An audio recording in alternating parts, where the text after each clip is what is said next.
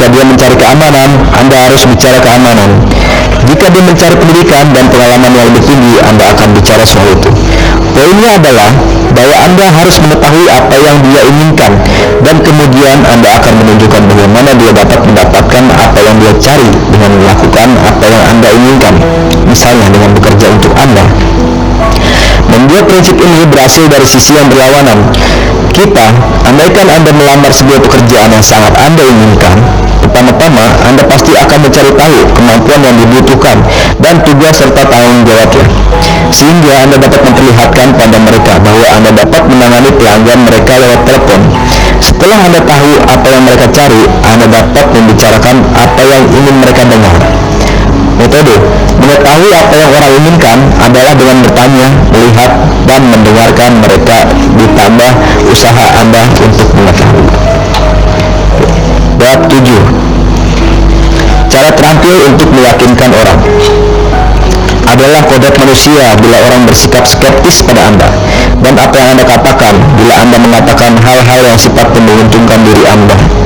Anda bisa menghilangkan sikap skeptis seperti itu bila Anda membuat pernyataan yang sifatnya menguntungkan diri sendiri, pernyataan demi kepentingan Anda sendiri, dengan mengatakannya dalam cara yang berbeda. Caranya adalah Anda tidak membuat pernyataan itu secara langsung, melainkan mengutuk seseorang. Biarkan orang lain membuat pernyataan itu untuk Anda, sekalipun orang lain itu tidak hadir. Contoh, jika Anda ditanya, apakah produk yang Anda jual akan tahan lama? Anda bisa menjawabnya, tetangga saya sudah menggunakannya 4 tahun lebih, dan sampai sekarang kondisinya masih bagus. Artinya, tetangga Anda lah yang menjawab pertanyaan itu untuk Anda, sekalipun dia tidak ada di situ. Contoh, jika Anda melamar sebuah posisi dan si calon majikan ingin tahu apakah Anda dapat melakukan pekerjaan itu dengan baik, Anda bisa mengatakan betapa senangnya majikan Anda yang dulu dengan pekerjaan Anda, dan sebagainya. Contoh, jika Anda berusaha menyewakan apartemen Anda dan orang yang hendak menyewa bertanya apakah apartemen itu tenang dan nyaman, Anda bisa mengatakan bahwa penyewa sebelumnya pernah berkomentar betapa tenang dan nyamannya tinggal di apartemen itu, tapi sayang mereka harus pindah ke kota lain. Jadi, dalam semua contoh itu, Anda tidak menjawab pertanyaan. Tetangga Anda, mantan majikan Anda, dan mantan penyewa apartemen Anda lah yang menjawab pertanyaan-pertanyaan itu untuk Anda. Orang yang sedang Anda ajak bicara akan lebih terkesan daripada jika Anda sendiri yang menjawabnya. Kelihatannya ini aneh, tetapi orang yang tidak akan meragukan sedikit pun bahwa apa yang Anda katakan pada mereka secara tidak langsung itu adalah benar. Namun mereka akan sangat skeptis jika Anda mengatakannya dari diri Anda sendiri. Jadi, bicaralah lewat orang ketiga. Kutiplah orang lain, kaitkan dengan kisah-kisah sukses. Acuhlah fakta dan data statistik. Bab 8. Cara terampil untuk membuat orang mengatakan ya. Ada banyak cara untuk membuat orang mengatakan ya dengan mantap dan senang kepada Anda, dan bukan sekadar karena keberuntungan Anda atau keinginan mereka yang tiba-tiba. Orang yang terampil dalam relasi manusiawi mempunyai teknik dan metode yang sangat meningkatkan peluang orang untuk mengatakan iya kepada mereka. Membuat mereka mengatakan iya berarti membuat mereka melakukan apa yang Anda ingin mereka lakukan. Berikut ini ada 4 metode yang baik. Metode yang pertama, berilah orang alasan untuk mengatakan iya kepada Anda. Segala sesuatu di dunia ini dilakukan karena suatu alasan. Jadi bila Anda menginginkan seseorang untuk melakukan sesuatu, berilah mereka suatu alasan mengapa mereka harus melakukannya.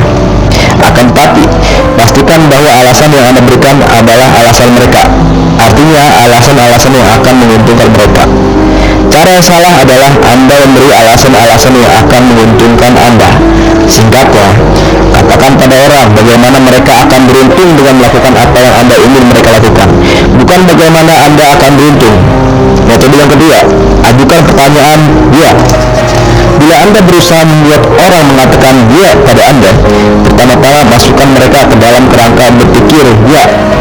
Ini dilakukan dengan menanyakan 3 atau 4 pertanyaan ya. Contoh, Anda ingin keluarga Anda bahagia bukan? Ya jelas ingin. Anda menginginkan harga yang terbaik untuk uang Anda bukan? Ya jelas ingin. Pertanyaan ya adalah pertanyaan yang hanya dapat dijawab dengan ya. Gagasan di balik pertanyaan ya adalah bahwa jika Anda memasukkan orang ke dalam kerangka berpikir ya, ini akan lebih memungkinkan mereka untuk mengatakan ya kepada Anda. Akan tetapi pastikan untuk mengajukan pertanyaan ya secara tepat, yakni menganggukkan kepala Anda ya sewaktu Anda mengajukan pertanyaan itu dan mulai pertanyaan itu dengan kata Anda. Anda menginginkan blender yang bagus bukan? Anggukkan kepala Anda sebagai tanda iya.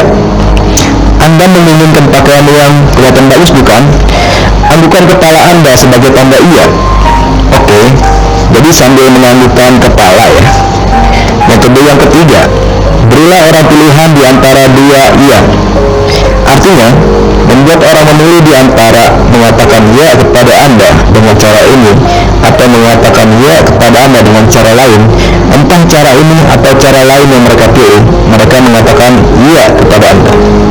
Sangatlah disukai untuk memberi mereka sebuah pilihan antara ya dan tidak ketika Anda meminta mereka melakukan sesuatu. Ya, berarti mereka akan melakukannya. Tidak, berarti mereka tidak akan melakukannya.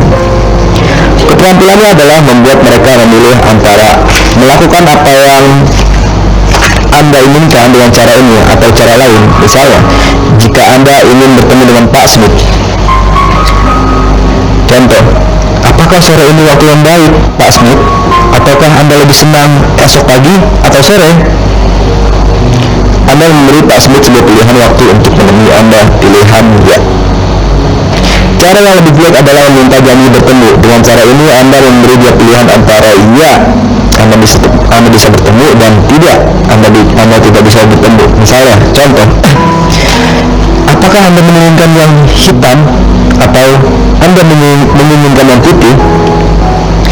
Daripada, apakah Anda menginginkan salah satu dari ini?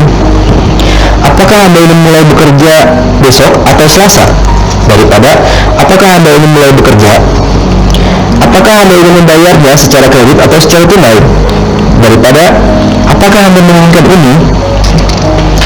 Metode ini belum tentu berhasil setiap saat, tetapi hal ini membutuhkan banyak waktu dan akan berhasil jauh lebih baik daripada memberi orang sebuah pilihan antara mengatakan ya dan tidak.